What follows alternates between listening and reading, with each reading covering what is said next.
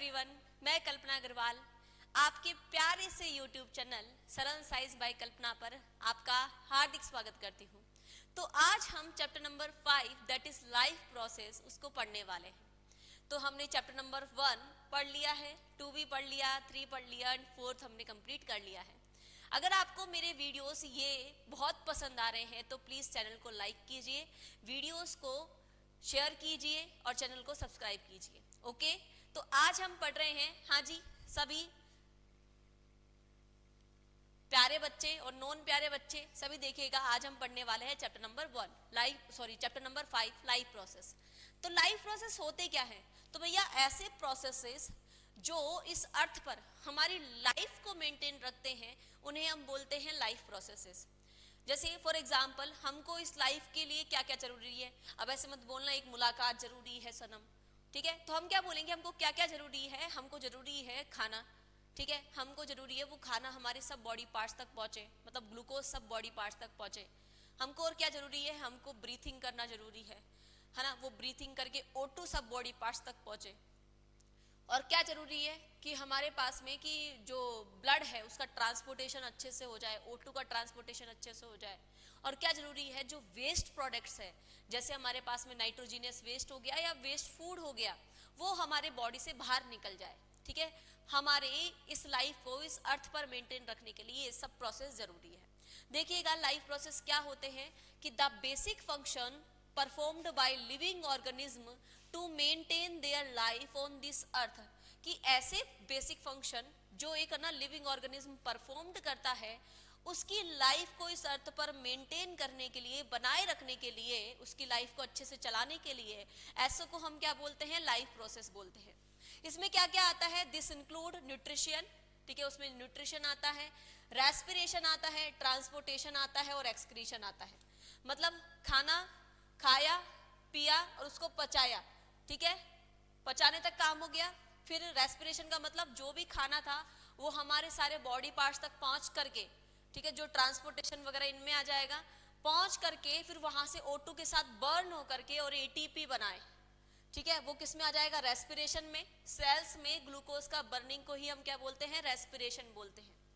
आगे हम क्या बोल रहे हैं? ट्रांसपोर्टेशन। ट्रांसपोर्टेशन का मतलब क्या हो जाएगा हमारे पास में कि जो आप ऑक्सीजन लेते हैं वो आपके पूरी बॉडी पार्ट्स तक पहुंच जाए और जो CO2 निकलेगी वो इजीली सारे बॉडी पार्ट से निकल करके आपके नेजल कैविटी के थ्रू बाहर निकल जाए, उसको हम क्या बोलेंगे भैया? ट्रांसपोर्टेशन। और O2 का और न्यूट्रिएंट्स का सब बॉडी पार्ट्स तक जो सर्कुलेशन हो जाए उसे ही हम किस में लाएंगे? ट्रांसपोर्टेशन में लाएंगे। और एक्सक्रीशन का मतलब क्या हो जाएगा? एक्सक्रीशन का मतलब हो जाएगा जो भी वेस्ट प्रोडक्ट आपकी बॉडी में, ठीक है, जो भी नाइट्रोजीनस वेस्ट है या वेस्ट फूड है वो आपकी बॉडी से बाहर निकल जाए, उसे ही हम क्या बोलेंगे? एक्सक्रीशन बोलेंगे। अब देखो लाइफ प्रोसेसेस आपके सामने बहुत सारे दे रखे हैं, न्यूट्रिशन, ठीक है, रेस्पिरेशन, डाइजेशन, ट्रांसपोर्टेशन, वही चीज है जो अभी अभी मैंने पढ़ाई है। और लास्ट में क्या हो जाएगा हमारे पास में? एक्सक्रीशन हो जाएगा। आगे देखिएगा, न्यूट्रिशन के बारे में हम पढ़ रहे हैं। What is the meaning of nutrition? Nutrition का मतलब क्या होता है कि भैया ऐसे प्रोसेस जिसमें हम ना न्यूट्रिएंट्स को लेते हैं। न्यूट्रिएंट्स कौन से? जैसे कार्बोहाइड्रेट हो गया, फैट हो गया, मिनरल हो गया, वाटर हो गया, ये सब हमारे ना फूड के जरिए हमारे बॉडी पार्ट में जाए, ठीक है, और उनका यूटिलाइजेशन कौन करे? हमारी बॉडी करे अपनी ग्रोथ के लिए, है ना, और इस सारे सिस्टम को अच्छे से चलाने के लिए। तो इस पूरे प्रोसेस को हम क्या बोलते हैं? न्यूट्रिशन बोलते हैं। ध्यान से देखना, the process of intake of nutrients like carbohydrates, fats, proteins, minerals, vitamins and water by an organism as well as the utilization of these nutrients by the organism, ठीक है, और इनका यूटिलाइजेशन हो किसके किसकी किसके मतलब किसके द्वारा? ऑर्गेनिज्म के द्वारा। तो उसे ही हम क्या बोलते हैं? न्यूट्रिशन बोलते हैं। अब न्यूट्रिएंट्स क्या बोलते हैं? न्यूट्रिएंट्स क्या होता है कि भैया जो ग्रुप ऑफ फूड उसमें क्या क्या रहे, कि उसमें विटामिन्स भी रहे, मिनरल्स भी रहे, प्रोटीन्स भी रहे, ये सब चीजें रहे, तो हम क्या बोलेंगे भैया? ग्रुप ऑफ फूड इन विच, जिसमें क्या हो? प्रोटीन हो, फैट्स हो, विटामिन्स हो एंड मिनरल्स हो, वो हो, उसे ही हम क्या बोलेंगे भैया? न्यूट्रिएंट्स बोलेंगे। क्या बोलेंगे? न्यूट्रिएंट्स बोलेंगे। आगे देखिएगा, आगे हम क्या बात करना चाहते हैं? हम बात करना चाहते हैं टाइप्स ऑफ न्यूट्रिएंट्स की। टाइप ऑफ न्यूट्रिएंट्स नहीं, टाइप ऑफ न्यूट्रिशन की, कि भैया कितने टाइप के न्यूट्रिशन होते हैं, कि अगर कोई भी लिविंग ऑर्गेनिज्म न्यूट्रिशन लेना चाह रहा है तो किस तरीके से लेगा। ठीक है, ध्यान से देखना कि सबसे पहले हम बात करेंगे कि भैया जो अपना खाना खुद बना सके, खाने का अल्टीमेटली फॉर्म होगा कि C6H12O6, मतलब ग्लूकोज का फॉर्मेशन ही क्या आएगा कि भैया ऑटोट्रोपिक न्यूट्रिशन में। जो ग्लूकोज खुद बना पा रहा है, ऐसा ऑर्गेनिज्म जो ग्लूकोज खुद बना पा रहा है, उसे ही हम क्या बोलेंगे, ऑटोट्रोपिक न्यूट्रिशन। अब खाना बनाने का मतलब ये मत सोचना अच्छा हमारी मम्मी हमारे लिए खाना बना देती है, या कई घरों में पापा बना देते होंगे तो पापा मम्मी ऑटोट्रोपिक न्यूट्रिएंट्स मतलब ऑटोट्रोपिक ऑर्गेनिज्म में आएंगे, जी नहीं। ध्यान रखना, वो खाना पकाते हैं, बनाते नहीं है। खाना बनाने का मतलब होता है C6H12O6 का सिंथेसिस करना। ठीक है, जो कौन करता है, प्लांट्स करते हैं और कुछ बैक्टीरियाज करते हैं। ठीक है, तभी तो हम डायरेक्ट और इनडायरेक्ट वे में किस पर डिपेंड करते हैं, हम प्लांट्स पर डिपेंड करते हैं अपने खाने के लिए। ध्यान से देखिएगा, the process by which organism synthesize its own food from simple inorganic substances like carbon dioxide and water present in the surrounding environment is called as autotrophic nutrition। कि जो आसपास मौजूद है ना, आसपास मौजूद कौन कौन, CO2 और H2O को लेकर के, है ना, सनलाइट का यूज करके अपना खाना खुद बना पा रहे हैं। क्या बना पा रहे हैं, खाना खुद, C6H12O6 मतलब ग्लूकोज का सिंथेसाइज कर पा रहे हैं। तो ऐसे ऑर्गेनिज्म को हम क्या बोलेंगे, ऑटोट्रॉप्स बोलेंगे, और ऐसे न्यूट्रिशन को हम क्या बोलेंगे, ऑटोट्रोपिक न्यूट्रिशन बोलेंगे। एग्जाम्पल क्या हो जाएगा, ग्रीन प्लांट्स एंड बैक्टीरिया। कौन कौन से हो जाएंगे, ग्रीन प्लांट्स हो जाएगा और क्या हो जाएगा, बैक्टीरिया हो जाएगा। ठीक है, जैसे प्लांट्स के बारे में हम जानते हैं कि वो आसपास से CO2 लेकर के और वाटर लेकर के सनलाइट की प्रेजेंस में अपना खाना खुद बना लेते हैं। ये रिएक्शन बैलेंस नहीं है, इसको हम फोटोसिंथेसिस रिएक्शन के नाम से भी जानते हैं। तो ना 6 हमारे पास में 6 CO2 12 H2O मिलकर के क्या बना लेता है, हमारे पास में 6 O2 बना लेता है और साथ में क्या बना लेता है, 6 H2O बना लेता है। ठीक है, तो हमारे पास में ये फोटोसिंथेसिस की रिएक्शन हो गई। इसमें आपको क्या दिख रहा है, आपको ग्लूकोज का फॉर्मेशन दिखाई दे रहा है। आगे देखिएगा, एग्जांपल्स क्या हो जाएगा इसका, ग्रीन प्लांट्स हो जाएंगे और बैक्टीरिया हो जाएंगे। अब हम दूसरी बात करते हैं, जैसे हमारे और तुम्हारे जैसे, ठीक है, कि जो भैया अपना खाना खुद नहीं बनाते हैं। अरे अपना खाना, अब मैं खाना बनाने की बात मतलब मैं पकाने वाली बात नहीं कर रही हूँ, मैं खाना बनाने का मतलब C6H12O6 का सिंथेसिस की बात कर रही हूँ। जो भैया इस धरती पर, है ना, कोई भी इंसान नहीं कर पाता है, वो खाना पकाता है ना कि खाना बनाता है। ओके, देखिएगा कि भैया organism that can't synthesize their own food from simple inorganic substances. कौन कौन से सिंपल इनऑर्गेनिक सब्सटेंसेस, CO2 और H2O से अपना खाना नहीं बना पाए। ठीक है, और डायरेक्ट या इनडायरेक्ट वे में प्लांट्स पर डिपेंड करे अपने खाने के लिए, या ऑटोट्रॉप्स पर डिपेंड करे, तो ऐसो को हम क्या बोलेंगे, हेट्रोट्रॉप्स बोलेंगे। और ऐसे न्यूट्रिशन को हम क्या बोलेंगे, हेट्रोट्रॉपिक न्यूट्रिशन बोलेंगे। ठीक है, substances and obtain there own food from other organism, this process is called heterotrophic nutrition. तो ऐसे प्रोसेस को हम क्या बोलते हैं, हेट्रोट्रॉपिक न्यूट्रिशन कहते हैं। आगे देखिएगा, एनिमल्स, इसके एग्जाम्पल क्या हो जाएंगे, एनिमल्स और फंजाई। इसके एग्जाम्पल्स क्या हो जाएंगे, एनिमल्स और फंजाई। आगे देखिए, नेक्स्ट है, अब हमने अभी जो है ना टाइप्स ऑफ न्यूट्रिशन देखा, तो उसमें हमने 2 टाइप देखे स्टूडेंट, एक तो ऑटोट्रॉप्स है ना और एक हेट्रोट्रॉप्स। ऑटोट्रॉप्स का मतलब क्या, कि जो अपना खाना खुद बना रहे हैं, और हेट्रोट्रॉप्स का मतलब क्या, कि जो अपने खाने के लिए डायरेक्ट और इनडायरेक्ट वे में किस पर डिपेंड कर रहे हो, ऑटोट्रॉप्स पे। अब जो भैया आपके पास में हेट्रोट्रॉपिक जो न्यूट्रिशन है वो भी 3 टाइप का होता है। कौन कौन सा है आपके पास में, आपके पास में है सैप्रोफाइटिक न्यूट्रिशन। ठीक है, हम इसको क्या बोल रहे हैं, सैप्रोफाइटिक न्यूट्रिशन। सेकंड है हमारे पास में पैरासाइटिक न्यूट्रिशन। ठीक है, पैरासाइटिक न्यूट्रिशन। और नेक्स्ट हमारे पास में that is third, holozoic nutrition. उसे हम क्या बोल रहे हैं, होलोजोइक न्यूट्रिशन। कि भैया सैप्रोफाइटिक न्यूट्रिशन का मतलब क्या, कि जैसे मान लो आप ना कहीं रास्ते में जा रहे थे, आपको एकदम से बहुत तेज बदबू आई। वो तेज बदबू आई, ध्यान रखना वहां पर आप बोलोगे कि कोई ना कोई जानवर मरा पड़ा है, तो उस टाइम पर हम क्या बोलेंगे कि देखो ये जानवर है, मान लीजिए मर गया, ये मान लो जानवर है, ये पड़ा हुआ है, मर गया है ये, ठीक है, अब ये धीरे धीरे सड़ेगा, है ना। हम क्या बोलते हैं कि ऐसा न्यूट्रिशन जिसमें जो ऑर्गेनिज्म है वो डिकाइंग ऑर्गेनिज्म से अपना खाना ले, मतलब जो सड़ रहा है, गल रहा है, उससे अपना खाना ले, उसको हम क्या बोलेंगे, सैप्रोफाइटिक न्यूट्रिशन। उसको हम क्या बोलेंगे, saprophytic nutrition. In this the organism obtains its nutrition from decaying organic matter, है ना, चाहे कोई मर गया हो, है ना, मतलब कोई भी एनिमल, प्लांट, कुछ भी हो, ऑर्गेनिक हो, ठीक है, ऐसा नहीं कि अच्छा प्लास्टिक मर गया, अच्छा ठीक है हम उससे खाना ले लेंगे, ऐसा नहीं होगा, ठीक है। Decaying organic matter of the dead plants and animals, ठीक है, तो उसमें डेड प्लांट्स या एनिमल्स हो, वो अगर सड़ रहा हो, मर गया हो और फिर सड़ रहा हो, उससे क्या ले रहा है भैया, ये अपना खाना ले रहा है, ऐसे ऑर्गेनिज्म को हम क्या बोलेंगे, सैप्रोफाइटिक बोलेंगे, और ऐसे न्यूट्रिशन को हम क्या बोलेंगे, सैप्रोफाइटिक न्यूट्रिशन। मतलब मरे हुए प्लांट या एनिमल से अपना फूड लेना, that is called saprophytic nutrition. Okay, इसमें क्या आ जाएगा हमारे पास में, फंजाई, उसे हम क्या बोलेंगे, फंजाई बोलेंगे। दूसरा है पैरासाइटिक न्यूट्रिशन। पैरासाइटिक न्यूट्रिशन की अगर हम बात कर रहे हैं, in this organism obtains food from the body of another living organism host without killing it। क्या आपने कभी सुनी होगी जुए, ठीक है, अब जुए अगर आपके सर में हो जाती है, कई लोगों के तो नाम सुनते ही खुजली चलने लग जाती है कि भैया जो जुए हैं अगर आपके सर में आ रही है, जिसे हम क्या बोलते हैं भैया, लीस भी बोलते हैं, ठीक है, वो अगर आपके सर में आ गई तो आप है ना ऐसे परेशान होते रहोगे, सर को खुजाते रहोगे, पर आपसे उस मतलब उनकी वजह से आपको आपकी बॉडी कुछ और सफर करती है क्या, मतलब आपकी डेथ हो जाती है क्या, तो आप बोलोगे नहीं। क्या उसको खाना मिल रहा है क्या, हाँ, तो मतलब वो आपके शरीर पर बैठ करके आपका ही खून चूस रही है। अब कई लोगों के बीवी आएगा, नहीं वो मैं उनकी बात नहीं कर रही, वो अलग तरीके की पैरासाइटिक है ना। हमने क्या बोला कि भैया ऐसे ऑर्गेनिज्म जो अपना खाना कहाँ से ले रहे हो, दूसरे ऑर्गेनिज्म से ले रहे हो, पर उनको बिना मारे ले रहे हो, तो ऐसे न्यूट्रिशन को हम क्या बोलेंगे, पैरासाइटिक न्यूट्रिशन।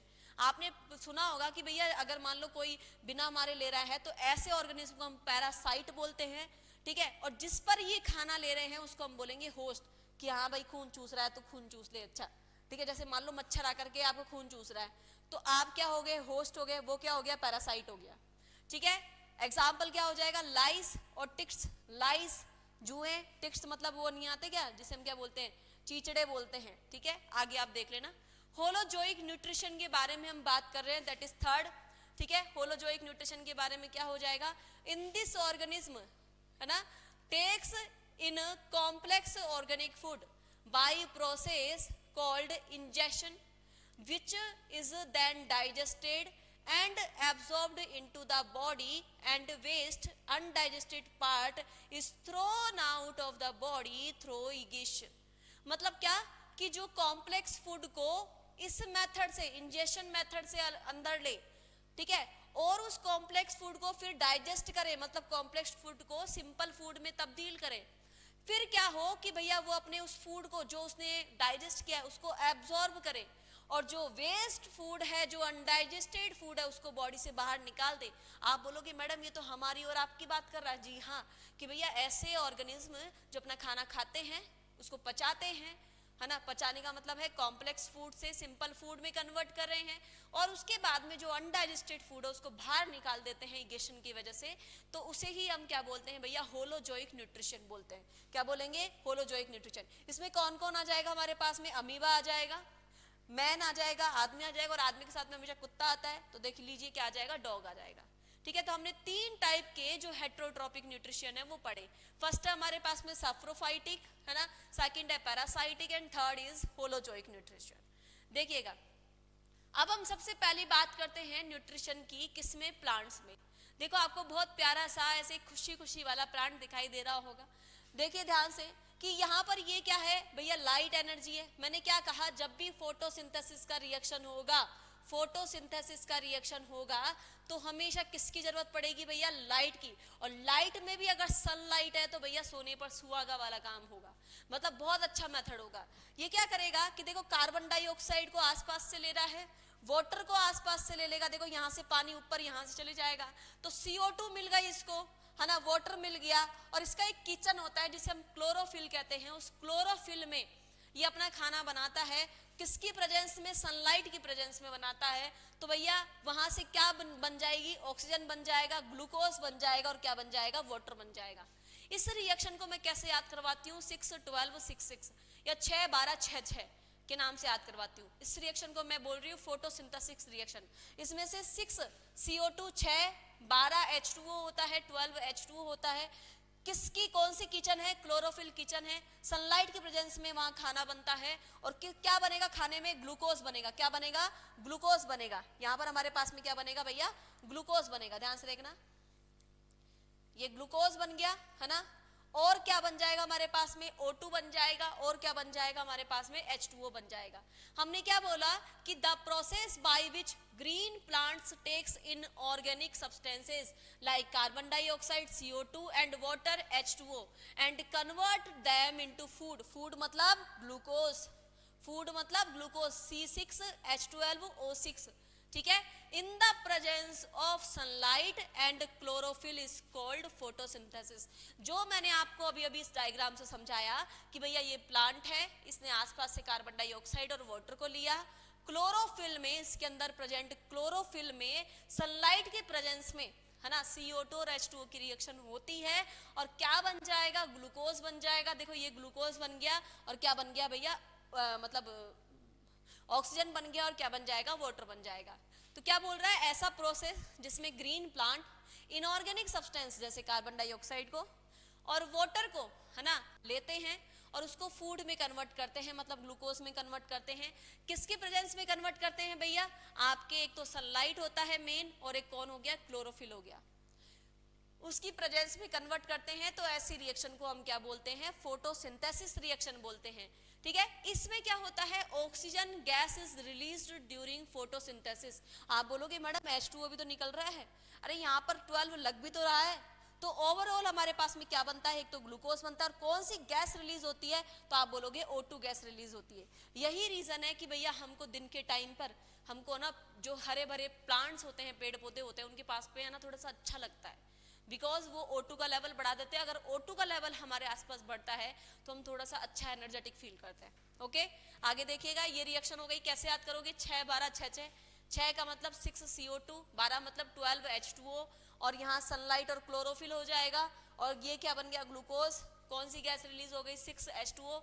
6 12 6 6, 6 O2 और 6 H2O, ये बन जाएगा। और ये ग्लूकोज को आपको ढंग से याद रखना है, ठीक है। आगे देखिए, नेक्स्ट हम देखते हैं कंडीशन नेसेसरी फॉर फोटोसिंथेसिस, कि हमारे पास में कौन कौन सी कंडीशन नेसेसरी है इस फोटोसिंथेसिस में। देखो, एक तो सनलाइट होना जरूरी है ना, क्लोरोफिल का होना जरूरी है। अरे किचन ही नहीं रहेगा तो खाना कैसे बने? मैडम बाहर चूल्हा लगा लेंगे, वहां से बना लेंगे। अरे नहीं भैया, उसके लिए क्लोरोफिल का होना जरूरी है। और इसके रॉ प्रोडक्ट कौन कौन से होने चाहिए? एक तो हमारे पास में CO2 होना चाहिए, और क्या होना चाहिए? H2O होना चाहिए। ओके, हमारे पास में सनलाइट, क्लोरोफिल, कार्बन डाइऑक्साइड और वाटर यहाँ पर प्रेजेंट होने चाहिए। स्टेप्स फॉर फोटोसिंथेसिस की भैया क्या क्या स्टेप्स होते हैं इस रिएक्शन को होने के लिए? सबसे पहले कि जो प्लांट है ना, प्लांट में भी कौन? क्लोरोफिल। कौन है भैया? क्लोरोफिल। ये क्लोरोफिल क्या करेगा? ये क्लोरोफिल लाइट एनर्जी मतलब सनलाइट का एब्जॉर्प्शन करेगा। क्या करेगा? सनलाइट का एब्जॉर्प्शन कर लिया। किसने किया? क्लोरोफिल ने किया। उसके बाद में ये जो क्लोरोफिल ने जैसे ही सनलाइट का एब्जॉर्प्शन किया, तो कन्वर्जन ऑफ लाइट एनर्जी, ये लाइट एनर्जी किसमें कन्वर्ट होती है? केमिकल एनर्जी में। पहले तो लाइट एनर्जी एब्जॉर्ब हुई, फिर दूसरे फेज में क्या हुआ कि जो लाइट एनर्जी है केमिकल एनर्जी में तब्दील हो रही है। जैसे केमिकल एनर्जी में तब्दील होगी, उसके बाद में जो वाटर मॉलिक्यूल्स है ना, उसको तोड़ देगी। किसमें? वाटर का फॉर्मूला क्या होता है? H2O होता है। किस किस में तोड़ेगी? हाइड्रोजन में और ऑक्सीजन में। पहले क्लोरोफिल ने लाइट एनर्जी एब्जॉर्ब करी, फिर लाइट एनर्जी किसमें कन्वर्ट हो रही है आपके पास में? केमिकल एनर्जी में। वो केमिकल एनर्जी वाटर को तोड़ेगी, किसमें? आपके पास में हाइड्रोजन में और ऑक्सीजन में। उसके बाद में क्या होगा? रिडक्शन ऑफ कार्बन डाइऑक्साइड, है ना, बाय हाइड्रोजन।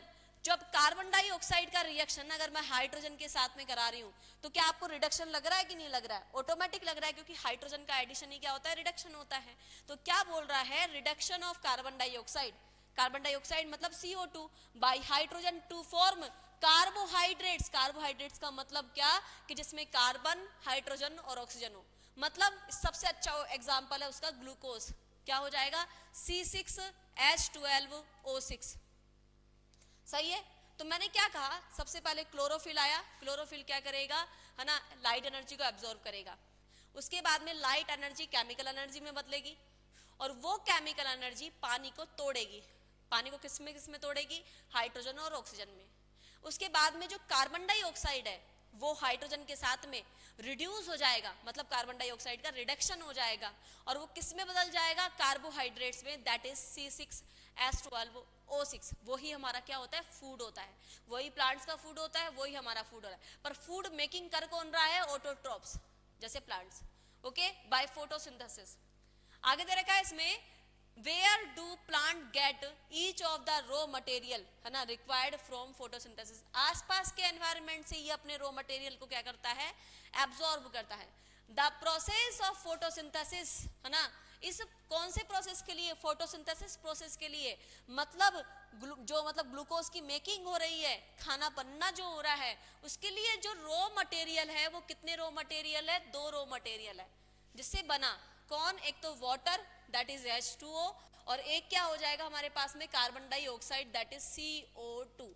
ये दोनों बहुत जरूरी है, ठीक है। आप बोलोगे कितने चीजों की जरूरत पड़ेगी? आप बोलोगे 4, पर रॉ मटेरियल कितने हुए? 2। उन रॉ मटेरियल से ही आपके पास में क्या बन रहा है? वो रॉ मटेरियल से आपके पास में बन रहा है फूड, बन रहा है।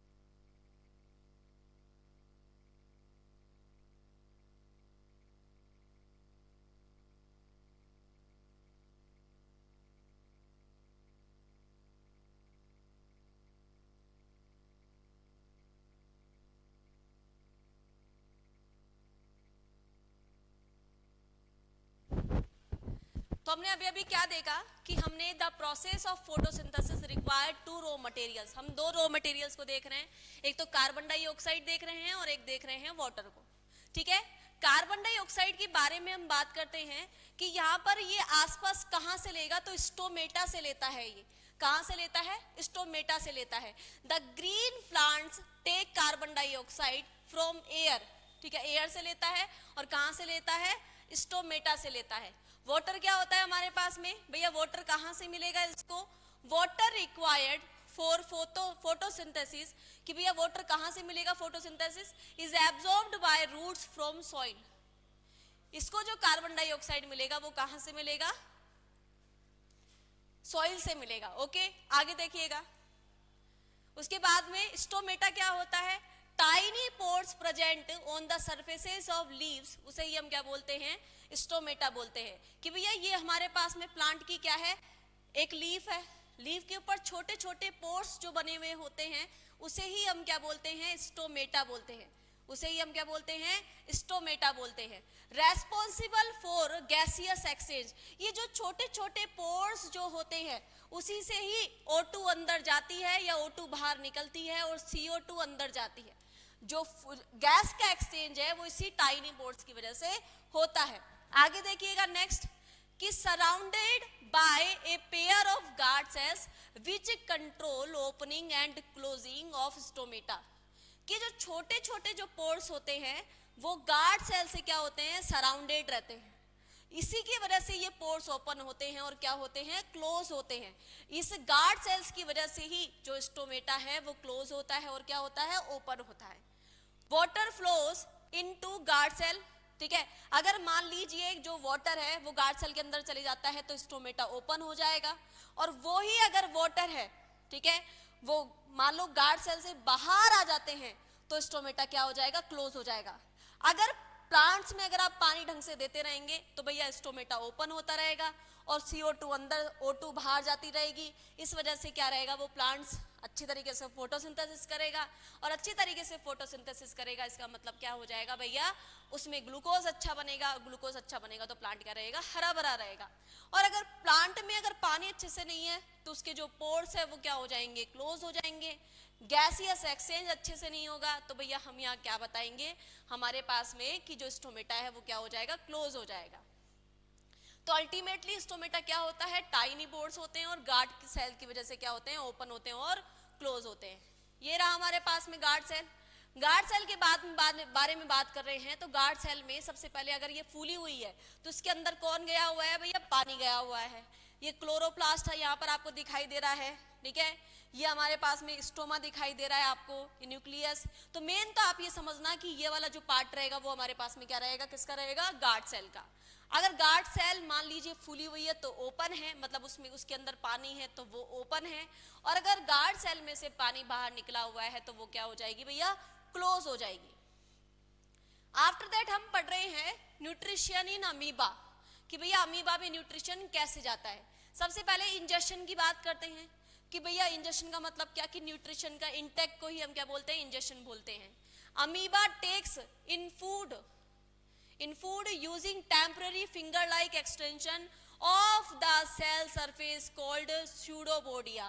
हम क्या बोलेंगे कि भैया अमीबा जो होता है उसके सरफेस पर है ना ऐसी फिंगर लाइक स्ट्रक्चर होती है, ऐसी फिंगर लाइक स्ट्रक्चर होती है, ठीक है। उसी फिंगर लाइक स्ट्रक्चर से ही जो अपना फूड है उसको कैप्चर करता है। उस फिंगर लाइक एक्सटेंशन को इसे हम क्या बोलते हैं, सूडोपोडिया बोलते हैं। सबसे इंपॉर्टेंट वर्ड है, क्या बोलेंगे हम इसको, सूडोपोडिया बोलेंगे। Pseudopodia fuse over the food particle performing a food vacuole।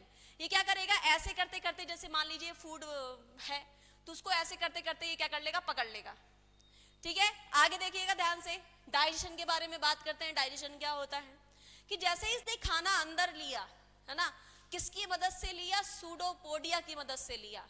अब उस खाने को अंदर ले लिया, अब होगा डाइजेशन। डाइजेशन जब होगा वेरियस एंजाइम है ना, बहुत सारे एंजाइम इसमें निकल करके आएंगे, एंजाइम्स निकल करके आएंगे। कहां से, साइटोप्लाज्म, जो सेल्स में भरे हुए है ना जो लिक्विड होता है उसे हम बोलते हैं साइटोप्लाज्म बोलते हैं। एंटर इनटू फूड वैक्यूल, जैसे बहुत सारा क्या होगा इसमें कि एंजाइम्स निकल करके आएंगे, फूड वैक्यूल तक जाएंगे और उस खाने को डाइजेस्ट करेंगे। कैसे डाइजेस्ट करेंगे, उसको तोड़ देंगे कॉम्प्लेक्स सब्सटेंस से, किसमें, सिंपल सब्सटेंस में तोड़ दिया, ठीक है।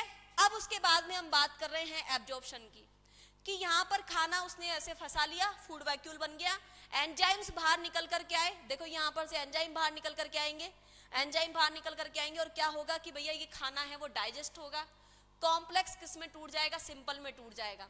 अब बात करते हैं हम एब्जॉर्प्शन की, ध्यान से देखना कि the simple soluble food is absorbed bye cytoplasm of amoeba through the process of diffusion. कि डिफ्यूजन का मतलब क्या होता है कि हायर कंसंट्रेशन से किसी भी चीज का लोअर कंसंट्रेशन की ओर जाना इज कॉल्ड डिफ्यूजन। उसी को हम क्या बोलते हैं, डिफ्यूजन कहते हैं। अब भैया फूड जैसे ही डाइजेस्ट हुआ, अब फूड का जो डाइजेशन फूड है वो अमाउंट ज्यादा हो गया, अब सारी जगह पर उसको पहुंचाना है, तो हायर कंसंट्रेशन से लोअर कंसंट्रेशन की तरफ फूड बढ़ेगा। अब बढ़ेगा तो हमारे पास में क्या हो जाएगा भैया, उस प्रोसेस को हम क्या बोलेंगे, डिफ्यूजन बोलेंगे। इगेशन की हम बात कर रहे हैं, ध्यान से देखना इगेशन के बारे में। The remaining undigested material is moved to the surface, है ना, of the cell and thrown out. कि भैया यहाँ पर से क्या हो गया, जो खाना खाया पिया बच गया, अब जो वेस्ट फूड है वो सरफेस पे आकर के क्या हो जाएगा भैया, बाहर हो जाएगा। तो क्या दिखाई दे रहा है, सबसे पहले फूड पार्टिकल आपको दिखाई दे रहा है। यहाँ से देखो ये फूड पार्टिकल हो गया, सूडोपोडिया बन करके आया, फूड वैक्यूल बन गया। फूड वैक्यूल की तरफ साइटोप्लाज्म से एंजाइम्स आएंगे जिसको तोड़ेंगे, और डिफ्यूजन मेथड की तरफ से ये खाना सब जगह बढ़ जाएगा। और खाना जैसे ही सब जगह चले जाएगा तो भैया जो बचा हुआ खाना है, वेस्ट प्रोडक्ट, वो बाहर क्या कर देगा, ये फेंक देगा। ठीक है, ये सारा के सारा हो गया हमारे पास में। इंजेशन, खाने का अंदर जाना, डाइजेशन, कॉम्प्लेक्स फूड का सिंपल फूड में बदलना, एब्जॉर्प्शन हो रहा है डिफ्यूजन से, और लास्ट है इगेशन, जो वेस्ट फूड है वो बाहर निकल गया। आगे और देखना, आगे हमारे पास में दे रखा है nutrition in paramecium. Nutrition in paramecium क्या, देखो आपको ये भूत की जो शक्ल दिखाई दे रही है, ये भूत की जो शक्ल आपको दिख रही है, वो भूत की शक्ल आपको कौन है, ये महानुभाव है पैरामेशियम। ये कौन है हमारे पास में, पैरामेशियम। पैरामेशियम, ठीक है, ध्यान से देखना। Paramecium is an unicellular organism. ये क्या है हमारे पास में, एक यूनिसेलुलर ऑर्गेनिज्म है, सिंगल सेल से बना हुआ रहता है ये। ठीक है, the cell has definite shape and food is taken to at a specific spot by the movement of cilia. What is the meaning of cilia? ये जो उसके बाल दिख रहे हैं उसे ही हम क्या बोल रहे हैं भैया, सीलिया बोल रहे हैं। और ये अपना खाना कैसे लेता है, सीलिया के मूवमेंट से ये अपना खाना क्या करता है, कैप्चर करता है। Which cover the entire surface of the cell, जो कहाँ फैली हुई रहती है, इसके सारी सतह पर फैली हुई रहती है। जैसे मान लीजिए फूड पार्टिकल है ना, ये फूड पार्टिकल इस सीलिया के मूवमेंट से इसके अंदर तक चले जाएगा। जैसे ही अंदर तक चले जाएगा, बस खाया पिया बचाया, इसको क्या मिल गया भैया, न्यूट्रिशन मिल गया। तो हमने क्या बोल दिया इसको, पैरामेशियम का कैसे जाएगा, ये यूनिसेलुलर है, हमारे पास में जो डेफिनेट शेप का होता है, उसके ऊपर है ना स्पेसिफिक स्पॉट होता है खाने के लिए, और वो खाने के लिए जो स्पेसिफिक स्पॉट होता है, ठीक है, वो सीलिया के मोमेंट से क्या होता है भैया, उसके खाने के उसके माउथ तक जाता है। तो स्टूडेंट इस तरीके से आज हमने क्या देखा है, आज हमने प्लांट्स में और पैरामेशियम और अमीबा में हमने न्यूट्रिशन देखा है। कल हम पढ़ेंगे हमारे पास में दैट इज जो ह्यूमंस में हो रहा है उसके बारे में हम बात करेंगे। इसी के साथ मैं आपसे विदा लेती हूं। तो आपको ये सेशन कैसा लगा जरूर बताइएगा। ठीक है, बीच में थोड़ा डिस्टर्बेंस रहा उसके लिए सॉरी। ओके स्टूडेंट, जय हिंद, जय भारत।